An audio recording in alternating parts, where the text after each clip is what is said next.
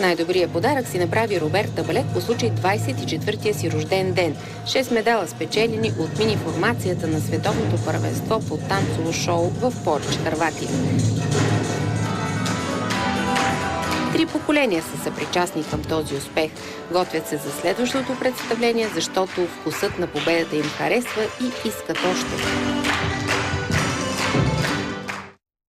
Още много първи места, много купи и медали. Познахте Рая, малката акробатка от шоуто «България търси талант».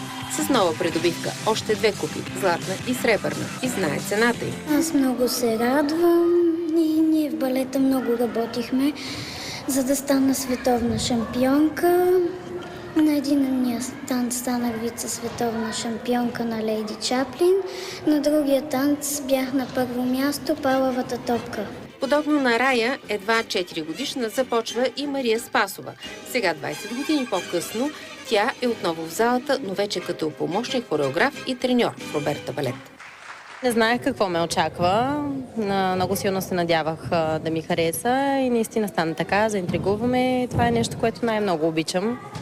И с най-голямо удоволствие правя. Може би затова съм се задържала толкова много години.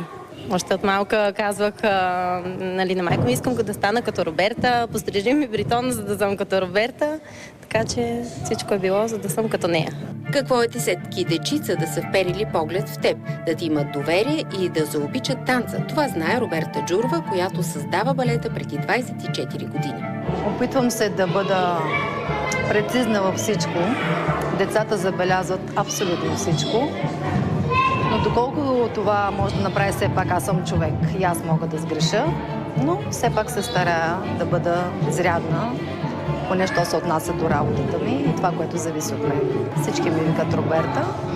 Това е по-удобно за децата и така не се чувствам по-възрастна, което е по-добре вече в днешно време. Как оцеляхте 24 години? Може би любовта ни към танца, много труд, много работа и хора, които винаги са подкрепили това изкуство през всичките тези години. Не мога да ги изброя, всички те са безкрайно много, но винаги е имало хора, които са харесвали танците на Роберта Балет. Всички фенове се събират на рождения ден на балета, всички наши бивши деца, които вече са големи. Дори имаме случай, в който каката, която вече е студентка, голяма, сега има малка сестричка и сестричката и тя идва при нас. 3 сестрички имаме също. Ще е така през поколения даже. И ние много се радваме на това нещо, защото всички се събираме около тортата. Тази година просто ще бъде изненада, купон за всички. Децата много ще се забавляват, огромна торта ще има и шоуто ще бъде на басейн.